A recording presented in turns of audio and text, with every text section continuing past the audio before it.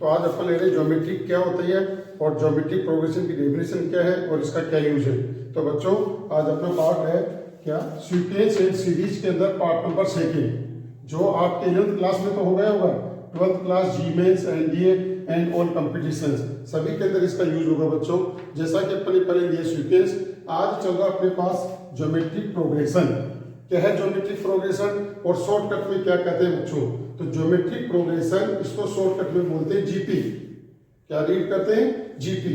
अब इसकी डेफिनेशन देखो बच्चों क्या है, पहले तो डेफिनेशन क्लियर होनी चाहिए। तो बच्चों ए सीक्वेंस आर कॉल्ड क्या, एक सीक्वेंस, जैसा मैंने आपको कहा था सीक्वेंस क्या है, एक ग्रुप का डाटा है जो एक रूल्स के अकॉर्डिंग लिखा जाता है। वही सेम बात इसके अंदर है कि एक sequence are called GP if common ratio are equal each terms. अगर ईच टर्म्स का कॉमन रेशो इक्वल है then is called GP, geometric progression. इसका मतलब क्या है, ईच टर्म्स का जो है कॉमन रेशो इक्वल होना चाहिए, अर्थात सार अनुपात इक्वल होना चाहिए, समान होना चाहिए। अगर ऐसा तो उसको कहते हैं ज्योमेट्रिक प्रोग्रेशन। जैसे एग्जांपल है बच्चों 2, 4, 8, 16, 32। क्या हियर कॉमन रेशो 4 में 2 का डिवाइड किया 2 आया, है ना। कैसे 4 में 2 का डिवाइड करेंगे तो 2 आएगा बच्चों, 8 में 4 का डिवाइड करेंगे 2 आएगा। ऐसे ही ईच टर्म्स के अंदर प्रत्येक टर्म्स के अंदर आप डिवाइड करो सबका इक्वल आएगा, इसलिए पर इसको कहते हैं ज्योमेट्रिक प्रोग्रेशन। दूसरा एग्जांपल देखो 1/3, 1/9, 1/27 आर कॉल्ड जीपी। क्यों? इसका भी ईच टर्म्स का, इसमें इसका डिवाइड करो, इसमें इसका डिवाइड करो, तो बच्चों सबका कॉमन रेशो क्या आएगा, 1/3 आएगा। सो ही ज्योमेट्रिक प्रोग्रेशन। अब देखो बच्चों इसका जनरल फॉर्म क्या है, तो पहले तो जनरल फॉर्म आपको आना चाहिए। कभी भी जीपी की बात करें, ज्योमेट्रिक प्रोग्रेशन की बात करें, तो अपने को इसका जनरल फॉर्म क्या है, A R square, A R cube, A r की पावर 4, ए आर की पावर n-1, ए आर की power n and so on. ठीक है, तो इसका nth टर्म, जैसे अपने को जीपी सीरीज के अंदर पूछा बताओ 10वां पद क्या होगा, nवां टर्म्स क्या होगा, तो nth टर्म ज्ञात करने का फॉर्मूला क्या है, Tn is equal to a r की पावर n-1। तो बच्चों पहला फॉर्मूला आप याद करें, Tn बराबर ए आर की पावर n-1, वेहर जहां a बराबर फर्स्ट टर्म है, r बराबर कॉमन रेशो। कॉमन रेशो कैसे याद करते हैं बच्चों, T2 में T1 का डिवाइड करो, T3 में T2 का डिवाइड करो और Tn में Tn-1 का डिवाइड करो। अर्थात प्रत्येक पद में, प्रत्येक टर्म्स में डिवाइड करते चलो। अगर सबका इक्वल टर्म्स आता है, इक्वल रेशो आता है, तो इसका मतलब वो जीपी सीरीज है। तो आपने देखा a first term, r common ratio and number of terms, जो हमेशा n बिलोंग्स टू n होगा। n का मतलब है बच्चों natural number. What is natural number, 1 2 3 4 5 6 7 n तक है, वो नेचुरल नंबर है।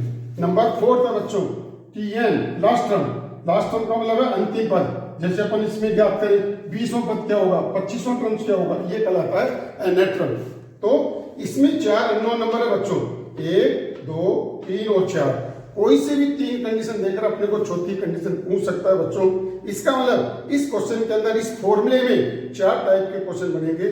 पहला फर्स्ट टर्म दे सकता है, आर दे सकता है, एन दे सकता है, टी एन पूछ सकता है, या ये तीनों दे सकता है, एन पूछ सकता है, ये 2 3 ही दे सकता है, आर पूछ सकता है। तो बच्चों इसमें 4 टाइप के क्वेश्चन आपके पास कंपटीशन में बनते हैं और आपकी स्कूल के एग्जाम जितने भी होंगे उसके अंदर आपके पास बनेंगे। अब देखो एग्जाम्पल, इफ 2 4 8 फाइंड 20वां टर्म्स क्या होगा, बताओ इस जीपी सीरीज का 20वां टर्म्स क्या होगा। कैसे ज्ञात करेंगे बच्चों, पहले फर्स्ट टर्म a बराबर 2, r बराबर 4/2 बराबर 2, n बराबर 20। कैसे, अपने को 20वां पद पूछा है, बताओ इसको एक्सपेंड करने पर 20वां पद क्या होगा, तो टाइम लगेगा। तो प्लीज शॉर्टकट मेथड का यूज करेंगे। तो Tn बराबर ए आर की पावर n-1, ए की जगह 2 रखा, r की जगह 2 रखा, कहां से, ये रहा। n बराबर 20 रखा, 20 में 6 गए 19, दोनों की पावर सेम है इसलिए 2 की पावर 20। इसका मतलब इसका 20वां पद 2 की पावर 20 होगा।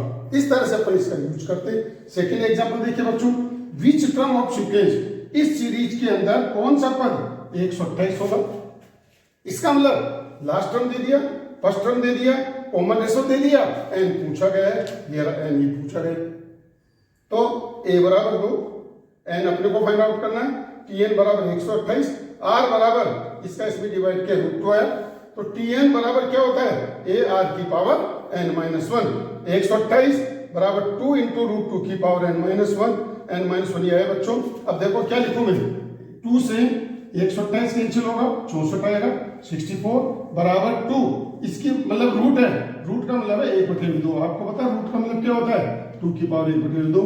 तो n-1/2, n-1/2 बराबर ये दोनों का इक्वल बेस, आधार दोनों का सेम है तो पावर भी सेम होगी। n-1/2 बराबर 6, n-1 बराबर 12, तो n बराबर 13। इसका मतलब इस जीपी सीरीज के अंदर ये 13वां पद होगा बच्चों। कौन सा टर्म्स, 13वां टर्म्स होगा। इस तरह से कोई सा भी सवाल कर सकते हैं बच्चों।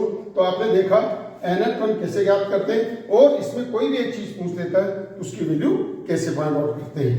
चलिए नेक्स्ट बच्चों देखिए, अब ये जीपी सीरीज है, इस जीपी सीरीज के n टर्म्स का सम कैसे ज्ञात करते हैं, n पदों का योगफल कैसे ज्ञात करते हैं। Sn बराबर a r की power n-1 upon r-1। r क्या है, कॉमन रेशो, a क्या है, फर्स्ट टर्म, n क्या है, नंबर ऑफ टर्म्स, जो हमेशा n बिलोंग्स टू n होगा। r 1 से बड़ा होने पर ये फॉर्मूला लगेगा, r 1 से छोटा होने पर ये फॉर्मूला लगेगा। ये फॉर्मूले अपने को याद करने हैं और इसमें सीधा यूज करना है। Sn बराबर na। देखो बच्चों क्या विशेष बात बता रहा हूं जो अपनी बुक के अंदर नहीं लिखा होता है। अगर r बराबर 1 होगा तो क्या होगा इसका सम, na। एक मतलब जैसे 5 + 5 + 5 दे रखा है तो 5 ही होगा, 8 दे रखा है तो 8 ही होगा। शॉर्टकट मेथड है बच्चों। अगर अपने को लास्ट टर्म दे रखा है, लास्ट टर्म का मतलब tn दे रखा है, तो Sn बराबर क्या होगा बच्चों, tn r-a अपॉन r-1। अगर nth टर्म दे रखा है, लास्ट टर्म दे रखा है, तो अपने को n टर्म्स का सम ये होगा। Sn बराबर a minus tn r upon 1 - r, अगर r 1 से छोटा होगा। छठा, सम ऑफ द इनफाइनाइट टर्म। अगर अपने को इनफाइनाइट टर्म्स का सम ज्ञात करना हो, कैसे, ये जीपी सीरीज है, इस तरह से इनफाइनाइट टर्म है, इनका सम कैसे ज्ञात करना है। s इनफाइनाइट बराबर a अपॉन 1 - r, r 1 से छोटा है, लेस देन r 1 से बड़ा है बराबर है, तो इनफाइनाइट टर्म्स का सम इनफाइनाइट होगा बच्चों। जैसे देखो 2, 4, 8 इनफाइनाइट तक है, तो इसका मतलब इसका सम इनफाइनाइट ही होगा, कोई फॉर्मूला नहीं लगेगा। अधिकतर बच्चे ये फॉर्मूला लगा देते हैं जो कि रॉन्ग है। केवल और केवल ओनली ये फॉर्मूला लगेगा a अपॉन 1 - r। तो s इनफाइनाइट बराबर इनफाइनाइट, r 1 से बड़ा है बराबर है। Example, find sum infinite term. Infinite terms का सम ज्ञात करो, 1, 1/3, 1/9 इनफाइनाइट। तो देखो बच्चों इसके इनफाइनाइट टर्म्स का सम ज्ञात करना है। a बराबर 1 है, r बराबर 1/3 है, s इनफाइनाइट बराबर क्या हो गया, 1 अपॉन 1 माइनस 1/3। अब आप इसका एलसीएम लेंगे, 3 एकम 3, तो 3/2 ये हो गया इसके इनफाइनाइट टर्म्स का सम। तो बच्चों ये था आपके पास इनफाइनाइट टर्म्स का सम ज्ञात करना। तो इस तरह से मैंने आज आपको 7 फॉर्मूले बताए बच्चों। इन फॉर्मूलों को याद करें तो आपको जीपी इतनी इजी लगेगी, ज्योमेट्रिक प्रोग्रेशन बहुत इजी लगेगी बच्चों। तो आज अपन ने इसके फॉर्मूले, इसकी डेफिनेशन पढ़ी। तो बच्चों इससे रिलेटेड आप सवाल करें, आपकी बुक के अंदर जो जितने भी क्वेश्चंस हैं आप उन क्वेश्चंस को करें और अपने दोस्तों को बताएं। इसको लाइक और सब्सक्राइब करेंगे तो और आपको आगे से अच्छे से अच्छे सवाल मिलेंगे, कहीं भी आपको जाने की जरूरत नहीं है। इसमें NDA, GMATs, NDA all competition, SSC, UPSC, RPSC, RS and so कोई सा भी आप एग्जाम दीजिए, जिसमें भी जीपी आएगी 100% आपको इनमें सवाल मिलेंगे। बेस्ट शर्त है कि आप इनको कॉपी के अंदर लिखकर इनसे रिलेटेड सवाल करें। फिर भी कोई प्रॉब्लम है आप कमेंट्स बॉक्स में डालें या मेरे नंबर पे आप बात कर सकते हैं।